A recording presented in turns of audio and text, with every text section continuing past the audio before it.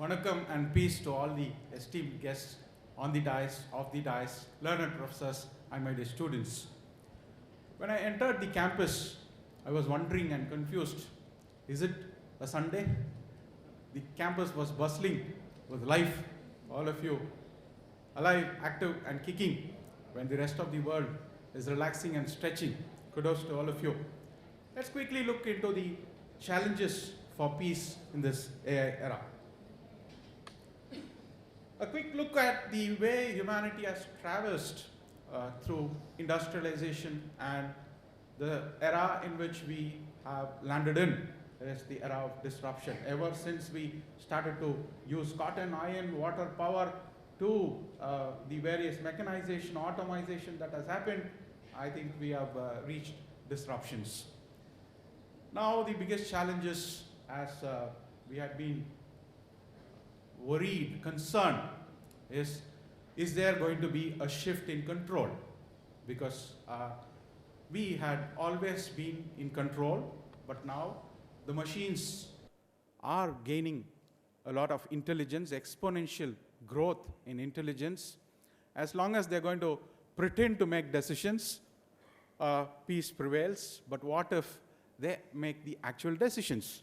So looking at how things are going to be, a prediction, things are going to be nano, networked, autonomous, hypersonic. We already see this happening. And there's going to be a synthesis of biology, energy, reality, where the machines are going to have a body which is not going to age, so they're going to defy death, but the intelligence of human persons. And the algorithms, intelligence with quantum computers, artificial general intelligence with the advent of AGI and quantum computers. What if they actually start thinking? Sir was talking about Shraddha, consciousness. Only human beings are gifted with that. Can these machines make soulful decisions?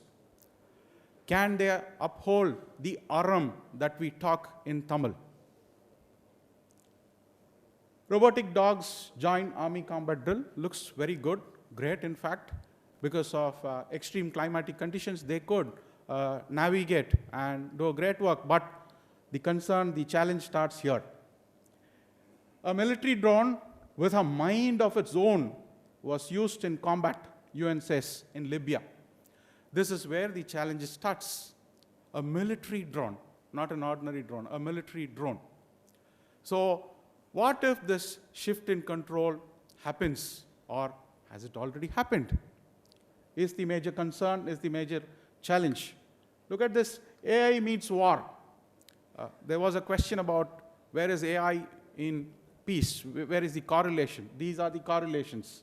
Inside Israel's AI factory and its deployment in Gaza, it can attack with precision without any time being wasted on decision making.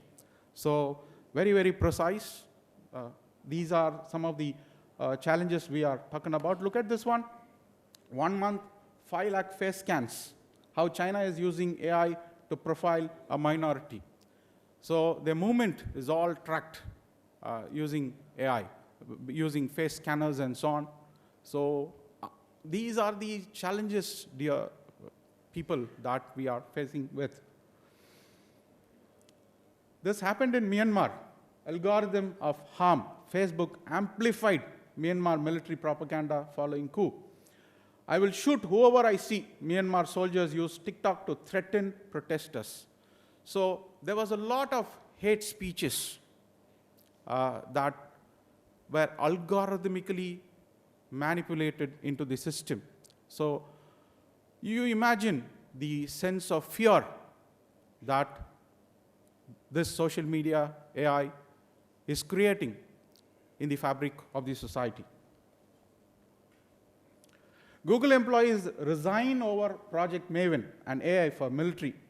Here's what happened. Look at the next one. 3,100 Google employees to CEO Sundar Pichai. Google should not be in the business of war, because the drone footages that they collected could have been misused by the defense sectors there. So look, human beings, they resigned their jobs. 3,100 raise their voice because of the consciousness that is embedded in human beings. So the biggest challenge is, what if this is being questioned? Another menace is the deep fakes. All of you know what we are going through. Look at this one. There was a video that became viral of Zelensky saying, "Surrender to Russia." He was addressing the soldiers of Ukraine who were on the war front. During these critical moments, it's very difficult to find out whether this is a deep fake or a real one. That crucial time period is a matter of grave concern. There were also other videos about Putin saying that let's offer peace, let's end the war, and so on. Both of it were deep fakes. It's a question of time. It took some time for people to understand these are deep fakes, but you know the turmoil that people go through when such videos are inserted in, hacked in news web portals. So that makes it even more credible. This does not come in Facebook for people to dismiss. It is hacked into the news portals, and that is where the AI challenge comes in. Look at this video. All of us know what happened, but this is what deepfake could create.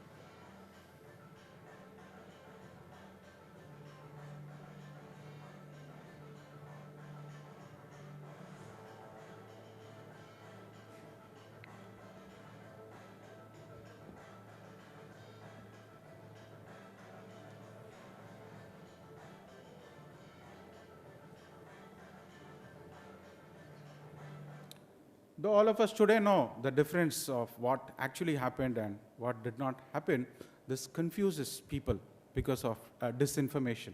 Look at this one. Criminals used AI to clone company director's voice and steal $35 million. $35 million. Happens in India as well. Lucknow man duped by AI, cloned voice, loses 45,000 in extortion. So these are the menace of deepfakes. When Microsoft introduced Tay AI, it started to use racial discriminations because it was trained with a lot of data using the X.com. So it imitated human beings and had a lot of racial slur when it was speaking. So immediately Microsoft apologized and pulled it back, but the damage was done. Robots will be able to do everything better than us. So at one point, Elon Musk says, practically every job would be done in the optimal manner, better than human beings. So what are human beings going to do? This was the question that Elon Musk was posed with. He said, maybe in the long future, all of them will be given a common salary. Okay? There are not going to be a variety of jobs because they are going to take it over. So these are far-fetched. Anyways, Harvard University will use an AI professor to teach its students next semester, which means the age of AI has come, because you know the type of quality of lectures that Harvard professor would need to require, answer questions spontaneously, complex concepts needs to be deciphered and understood. So they're exponentially becoming intelligent. Already 3 people had been implanted with this chip of neural link, wherein even when the motor movements are very difficult, or there's a snap of motor movements with the neural system, this connects, the chip in the brain connects. 3 people have already been ingrained with this in their brains, and they are able to move the computer cursor with their vision, with their sight, and not by using their motor movements. So all this so good so far, but the challenges, with all the other things that we had seen so far is going to be really very challenging. Because of time, I thought I'll take up a lot of questions with this brief presentation. I'm open to questions. Yes, sir, please. Thank you for a lovely presentation. Thank you so much, sir. I get a feeling of reiteration of Murphy's law. If things can go wrong, they will. Now, the challenge, as you said, is to make sure that Murphy's law does not work in AI. Is it inevitable that what Elon Musk is talking about? What is your personal view? Though these are very convincing when it comes from people of this stature, we can divide it into two. These are things that should not happen, but you rightly, pertinently called it inevitable. So my personal view is these are, in fact, inevitable. But how do we make this compliance with AI? That is going to be the biggest challenge that is posed to all of you, all of us, especially the younger generation. Okay? Because it's going to take some time from here. It's not going to be as fast as people are predicting. Though ChatGPT is doing a great job, all of us know the limitations with which ChatGPT has come. Very nascent stage. AI at its very nascent stage. So we are concerned about the longer run. It is going to be inevitable, but how are you going to make it compliant is the way forward. Would what Mahesh ji suggested about building those nuances, maybe they are difficult to quantify in binary codes, zeros and one, but it is a challenge worth attempting, I feel, to imbue the systems with a sense of the grayness rather than black and white. Would you agree? Yes, yes, very much, sir. It has already happened. Sir also said about the natural language processing that these AIs are capable of. There is this father of AI, people call, who says they will develop emotions. The AI will develop emotions. But the larger question is, will they have the shraddha, the consciousness? They could develop emotions, yes, possible, but the shraddha will always be unique. The soulfulness will always be unique. The biggest concern, my dear students, is the casualty, I'll say, is thinking. You have stopped thinking. It is because you rely too much on this AI. You have stopped thinking. Your assignments are copied. Okay, it is generated by AI. So that is really a bigger challenge than the AI itself. Okay, human beings, we should think laterally, especially your generation, the generation Z and Alpha. You stopped thinking. You're not thinking on your own. This is what I see as a teacher, and this is a grave concern than the implications of AI. It bears to be reiterated, the old adage, gigo, garbage in, garbage out. So you get what you feed into the system. So we have to be so careful in what we are empowering the AI to make, very true, sir. decisions. Very true. We saw about the chatbot of Microsoft. Yes. Yes, ma'am. Yes, ma'am.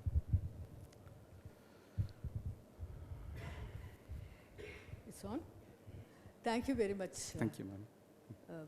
Both the presentations were really thought-provoking. I was thinking of making one observation and also put you one question.